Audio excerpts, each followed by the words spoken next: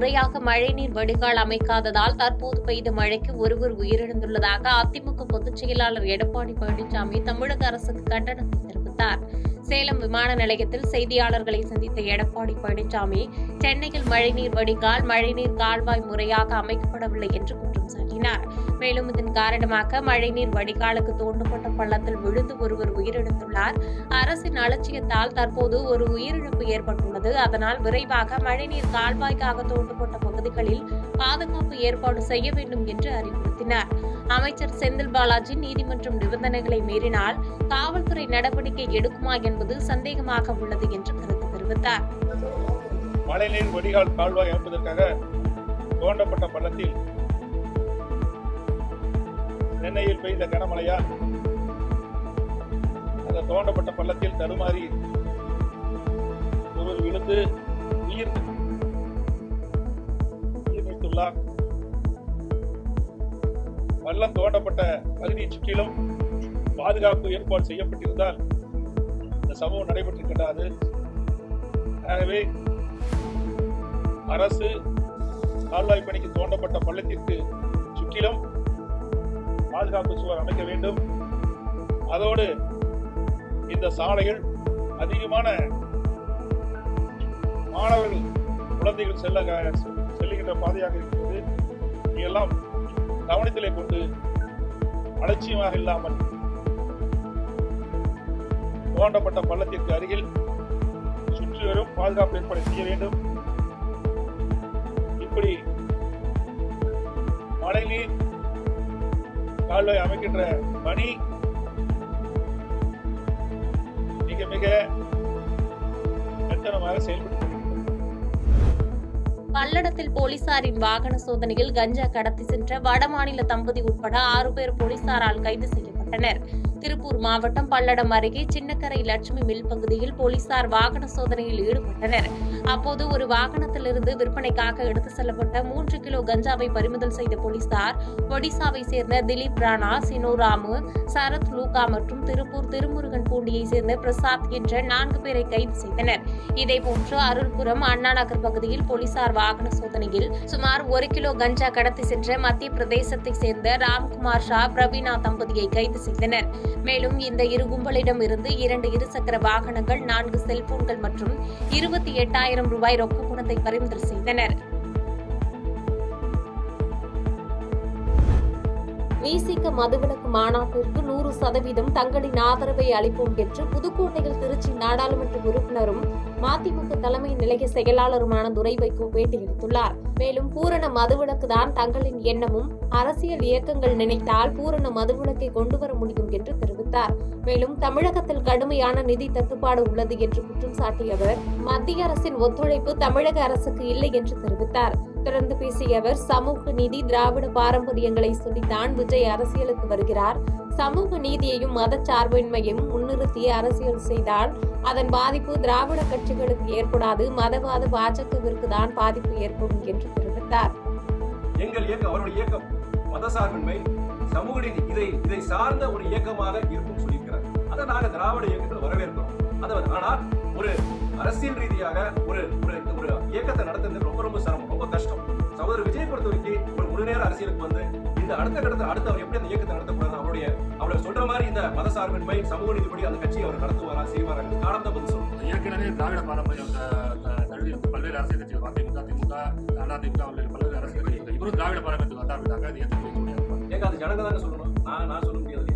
அவரு சொல்றது வந்து அவர் ஜனங்க ஏற்றுக்கணும். ஜனங்க ஏற்றுக்கிட்டா அவர் திராவிட பாரம்பரியத்துக்கு வந்தாங்க. இருக்கிற திராவிட பாரம்பரிய ஓட்டு தான் அங்க பிரிய போகுது. அதாவது நீங்க சொல்றீங்க, அதனால வந்து இருக்கிற திராவிட இயக்கத்துக்கு ஒரு பாதிப்பு நீங்க சொல்றீங்க. என்னை பொறுத்தவரை என்னன்னா, அவர் இந்த மதசார்பின்மை, சமூக நீதி அந்த கோட்பாடின்படி அவர் இயக்கம் செயல்பட்டாங்களா, அதோடைய பாதிப்பு யாருக்கு, எங்களுக்கு கிடையாது. பாதிப்பு பாஜகவுக்கு தான் வரும். ஏன்னா அவரை சார்ந்த இளைஞர்கள் அத்தனை பேர் இருக்காங்க, ரசிகர்கள் அத்தனை பேர், லட்சக்கணக்கான பேர் இருக்காங்க. அவர் சொல்லுகின்ற கருத்துக்களை நீங்க சமூக நீதிக்கு ஆதரவாக, மதசார்பின்மைக்கு ஆதரவாக சகோதரர் விஜய் சொல்ற கருத்து பொறுத்தவரைக்கும் அது இன்னைக்கு இளைஞர்கிட்ட போய் சேரும். அப்படி சேரும் பொழுது பாதிப்பு யார், எங்களுக்கு கிடையாது, மதவாத பாஜகவுக்கு தான் பாதிப்பு. திருமங்கலம் அருகே வீட்டில் பதுக்கி வைக்கப்பட்டிருந்த 74 கிலோ கஞ்சா பறிமுதல் செய்யப்பட்ட வழக்கில் 3 இளைஞர்கள் கைது செய்யப்பட்டனர். மதுரை மாவட்டம் திருமங்கலத்தை அடுத்த பேரையூர் பஜார் பகுதியில் ரோந்து பணியில் ஈடுபட்ட தனிப்பிரிவு போலீசார் வெங்கடேஷ் என்பவர் தனது வீட்டில் பதுக்கி வைத்திருந்த 74 கிலோ கஞ்சாவை பறிமுதல் செய்தனர்.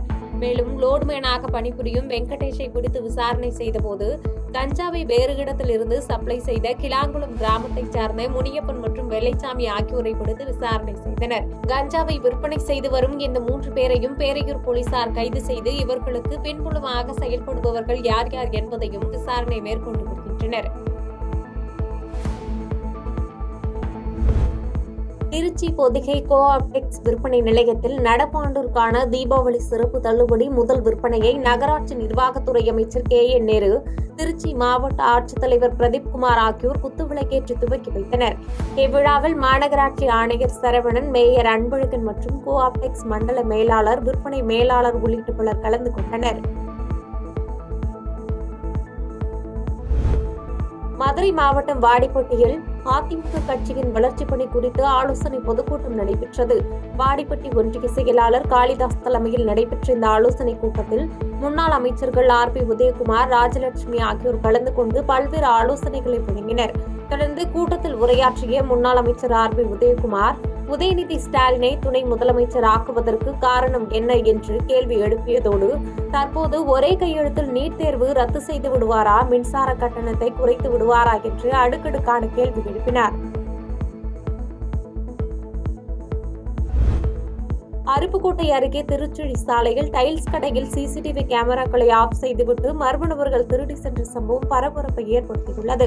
விருதுநகர் மாவட்டம் அருப்புக்கோட்டை அருகே ஆத்திப்பட்டியை சேர்ந்த கருப்புசாமி என்பவர் கணேஷ் நகர் அருகே திருச்சுழி சாலையில் டைல்ஸ் கடை ஒன்றை நடத்தி வருகிறார்.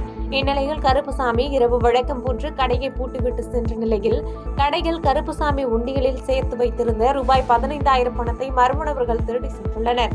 இந்த திருட்டு சம்பவம் குறித்து தாலுகா காவல் நிலைய போலீசார் வழக்கு பதிந்து சம்பவ இடத்தில் தடயங்களை சேகரித்து விசாரணை மேற்கொண்டு வருகின்றனர். மேலும் கடையில் பொருத்தப்பட்டிருந்த CCTV கேமராக்களும் ஆஃப் செய்துவிட்டு மர்ம நபர்கள் திருட்டில் ஈடுபட்டுள்ளதால் குற்றவாளிகளை கண்டுபிடிப்பதில் சிரமம் ஏற்பட்டுள்ளது.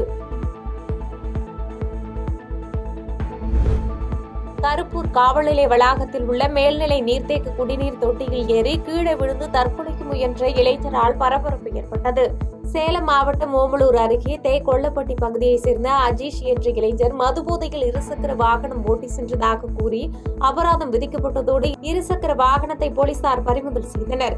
இதைத் தொடர்ந்து தனது இருசக்கர வாகனத்தை மீட்பதற்காக கருப்பூர் காவல் நிலையத்திற்கு அஜீஷ் சென்றுள்ளார். ஆனால் போலீசார் அவரது கோரிக்கை குறித்து கண்டுகொள்ளாமல் இருந்ததால் அங்கிருந்து மிகப்பெரிய உயரமான மேல்நிலை நீர்த்தேக்க குடிநீர் தொட்டி மீது ஏறிய அஜீஷ் மேலே இருந்து கீழே குதித்து தற்கொலைக்கு முயன்றுள்ளார்.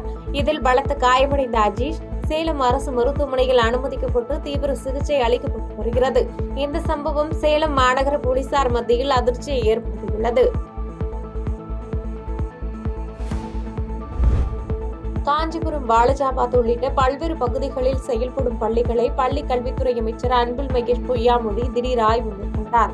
தமிழ்நாடு பள்ளி கல்வித்துறை அமைச்சர் அன்பில் மகேஷ் பொய்யாமொழி காஞ்சிபுரம் மாவட்டத்தில் வாலஜாபாத், சின்ன காஞ்சிபுரம் மற்றும் ராணி அண்ணாதுரை பெண்கள் மேல்நிலைப் பள்ளி, மாவட்ட கல்வி திட்ட அலுவலகம் உள்ளிட்டவைகளில் சட்டமன்ற உறுப்பினர் எழிலரசுடன் இணைந்து திடீர் ஆய்வு மேற்கொண்டார்.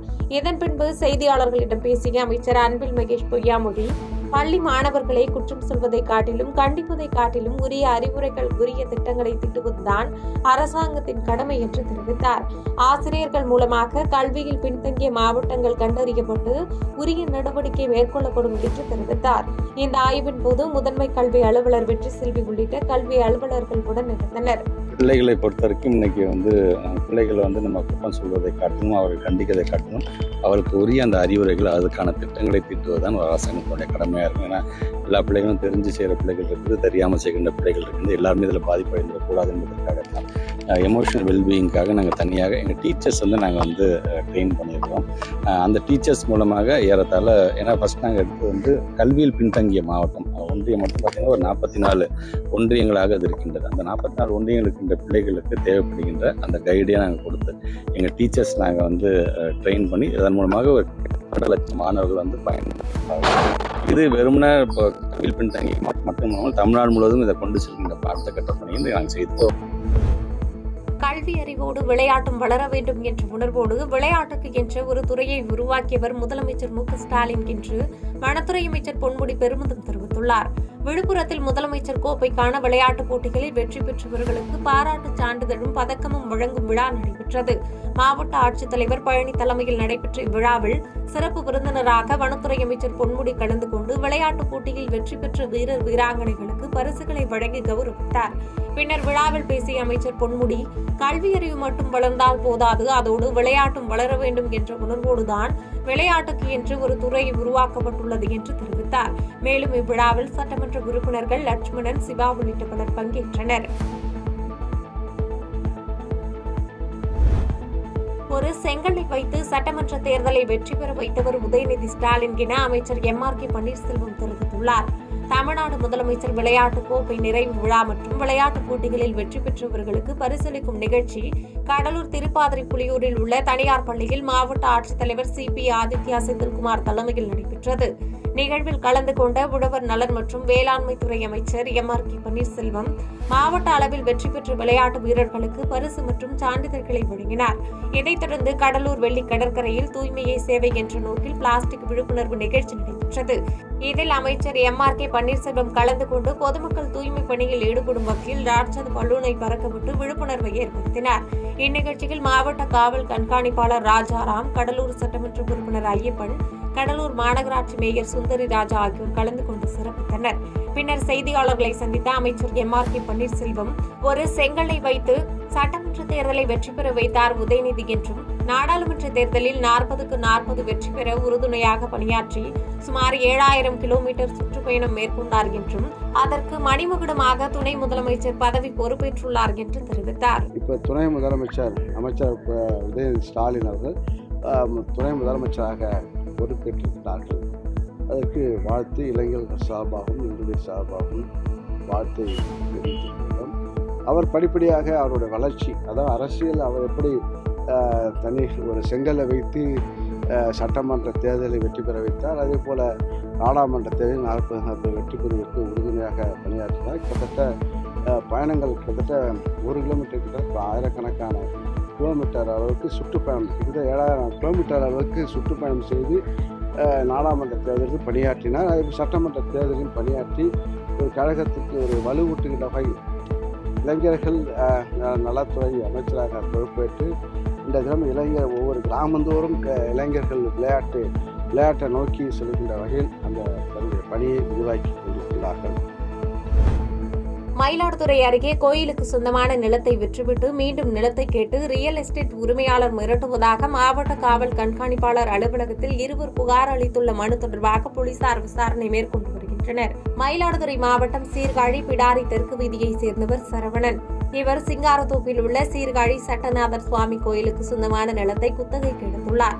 இந்த நிலையில் குத்தகைக்கு பணம் செலுத்துவது தொடர்பாக கோயில் நிர்வாகத்துடன் சரவணனுக்கு பிரச்சனை ஏற்பட்டுள்ளது. இதையடுத்து கோயில் நிர்வாகத்திடம் தான் பேசி பிரச்சனையை சரி செய்வதாக அப்பகுதியைச் சேர்ந்த ரியல் எஸ்டேட் உரிமையாளர் செல்வம் சரவணனுக்கு உறுதியளித்துள்ளார். இதனைத் தொடர்ந்து குத்தகைக்கு எடுத்திருந்த கோயில் நிலத்தை ரியல் எஸ்டேட் உரிமையாளர் செல்வத்தின் பெயருக்கு மாற்றிய சரவணன் அதற்கு தகுந்த பணத்தையும் பெற்றுள்ளார். இதனையடுத்து கோயிலுக்கு சொந்தமான நிலத்தில் வீட்டுமனைகளை தயார் செய்த செல்வம் சரவணனுக்கு 2400 சதுர அடி அளவில் வீட்டுமனைகளை வழங்கியுள்ளார். இதனையடுத்து கிடைத்த வீட்டுமனையை 1200 சதுர அடியாக 2ஆக பிரித்து சரவணன் விற்பனை செய்துள்ளார். வீட்டுமனையை வாங்கிய 2 குடும்பத்தினர் அங்கே குடியேறியுள்ளனர். கோயிலுக்கு சொந்தமான நிலம் என்பதால் வீட்டுமனையை பெற்றவர்கள் ஆண்டுதோறும் கட்ட வேண்டிய பணத்தினை செலுத்த கோயிலுக்கு சென்றுள்ளார். அப்போது ரியல் எஸ்டேட் உரிமையாளர் செல்வம் நிலத்திற்கு சம்பந்தமான பணத்தினை இன்னும் செலுத்தாததால் ரசீது தர முடியாது என கோயில் நிர்வாகத்தினர் தெரிவித்துள்ளனர். இது தொடர்பாக வீட்டுமனை வாங்கியவர்கள் முறையிட்ட போது அவர்களை ரியல் எஸ்டேட் உரிமையாளர் பாஸ்கர் மிரட்டியதாக கூறப்படுகிறது. இது தொடர்பாக வீட்டுமனை வாங்கியவர்கள் முறையிட்ட போது அவர்களை ரியல் எஸ்டேட் உரிமையாளர் செல்வம் மிரட்டியதாக கூறப்படுகிறது. மேலும் வீட்டை இடித்துவிட்டு நிலத்தை மீண்டும் தன்னிடம் ஒப்படைத்து விடுமாறும் செல்வம் மிரட்டியதாக வீட்டுமனை வாங்கியவர்கள் மயிலாடுதுறை மாவட்ட காவல் கண்காணிப்பாளர் அலுவலகத்தில் மனு அளித்தனர். தொடர்ந்து இச்சம்பவம் தொடர்பாக போலீசார் விசாரணை மேற்கொண்டு வருகின்றனர். மயிலாடுதுறை மாவட்டம் சீர்காழி SR சரவணன் சட்டநாதசாமிக்கு சொந்தமான நிலம் ஒரு 7 ஏக்கர் எங்களோட புத்தக பக்கத்தில் ஒரு 150 வருஷமாக இருந்துச்சு. அங்கே நாங்கள் 2005 லேஅவுட்டு போகிறத திருவங்கட்ட செல்வங்கிறவர் சன்னிதானத்தை நான் பார்த்துக்கிறேன், பேசிக்கிறேன், சன்னிதானம் உங்கள்கிட்ட பேசிட்டு வர சொன்னார், உங்கள்கிட்ட பேசி உங்கள் கணக்கு தீட்டு வர சொன்னார்னு சொல்லி பேசினாப்புல. அப்போ நாங்கள் 3 பேர், நான், இவர், இன்னொருத்தவங்க 3 பேர் ஷேரு, ஆளுக்கு 5-5 லட்ச ரூபா பணம் தரேன், ஆளுக்கு ஒரு 2400 ஸ்கொயர் ஃபீட் இடம் தரேன்னு சொல்லி பேசி முடிச்சுது. முடிச்சுட்டு 2005 முடிச்சு 2024 அவர் கொடுத்த இடத்துக்கு பகுதி சீட்டு போட்டு இதுவரையே தரவே இல்லை. 2018 எனக்கிட்ட ரிட்டர்னில் எழுதி வாங்கினேன். நான் திரும்பியும் பகுதி சீட்டு போட்டதில்லை. அதை நாங்கள் வேறு பார்ட்டி கொடுத்துட்டோம், சேல்ஸ் பண்ணிட்டோம். வீடு கட்டிட்டு அவங்க இபி சர்வீஸ் வீடு கட்டி நகராட்சி வரி கட்டி எல்லாம் பக்கா வச்சுருக்காங்க. இப்போ வந்து வீடு தரமட்டமாக்கி தரணும் நான் குளநெருக்கில் இருக்கிறேன். என்கிட்ட நான் வந்து போன மாதம் லாஸ்ட்டாக ஸ்டேஷன் கம்ப்ளைண்ட் கொடுக்குற சிவா ஸ்டேஷன் வந்திருந்தாரு. அப்போ வரப்போ நான் போய் கேட்டதுக்கு 2 பேரும் தான் கேட்டோம். கேட்டதுக்கு எங்களுக்கு தலைவரமாக பேசி கிலோமீட்டர் நான் இப்போ எவ்வளோ பெரிய ஆள் தெரியுமா, என்ன மோதி வரீங்க அப்படின்னு சொல்லி போட்டு தர முடியாது, நான் புக்லிங் வச்சு இடிப்பேன், உனக்கு முடிஞ்ச பார்த்துக்க அப்படின்னு சொல்கிறாங்களா. அதுக்கு நடவடிக்கை எடுக்குன்னு சொல்லிட்டு தான் இந்த எஸ்பிஎஸ்ல வந்து கம்ப்ளைண்ட் கொடுக்குறோம். சென்னை உயர்நீதிமன்றம் உத்தரவின் பெயரில் கோவையில் உள்ள ஈஷா யோகா மையத்தில் அதிகாரிகள் ஆய்வு மேற்கொண்டனர். ஈஷா யோகா நிறுவனர் ஜக்கி வாசுதேவ் தனது மகனுக்கு திருமணம் செய்துவிட்டு யோகா கற்க வரும் பிற பெண்களை மட்டும் சன்னியாசிகளாக மாற்றுவது ஏன் என்றும் இதுகுறித்து பல சந்தேகங்கள் உள்ளதாகவும் சென்னை உயர்நீதிமன்றம் கேள்வி எழுப்பி நிலுவையில் உள்ள வழக்குகள் குறித்து விசாரணை நடத்த உத்தரவிட்டதை தொடர்ந்து சமூக நலத்துறை, குழந்தைகள் நலத்துறை மற்றும் கோவை மாவட்ட காவல் கண்காணிப்பாளர் ஈஷா யோகா மையத்தில் விசாரணை நடத்தினர். மேலும் இதனையொட்டி நூற்றுக்கணக்கான காவல்துறையினர் பாதுகாப்பு பணியில் ஈடுபட்டிருந்தனர். மதுரையில் துணை முதலமைச்சர் உதயநிதி ஸ்டாலின் நேரில் சந்தித்த நடிகர் வடிவேலு வாழ்த்துக்கள் கூறினார். துணை முதலமைச்சர் உதயநிதி ஸ்டாலின் விருதுநகரில் நடைபெறும் நிகழ்ச்சிகளை கலந்து கொள்வதற்காக மதுரை வந்தார். பின்னர் மதுரை தனியார் விடுதியில் தங்கியிருந்த துணை முதலமைச்சர் உதயநிதி ஸ்டாலினை நடிகர் வடிவேலு நேரில் சந்தித்து பூங்கொத்து கொடுத்து வாழ்த்துக்கள் கூறினார். இந்த சந்திப்பு சுமார் அரை மணி நேரம் நடைபெற்றதாக கூறப்படுகிறது. இதில் அமைச்சர்கள் மற்றும் திமுக எம்எல்ஏ ஆகியோர் உடனிருந்தனர்.